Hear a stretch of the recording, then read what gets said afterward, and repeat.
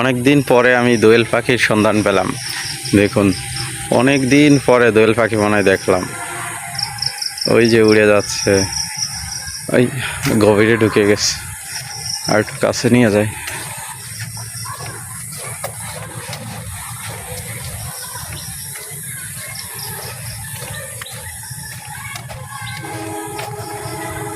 ওই যে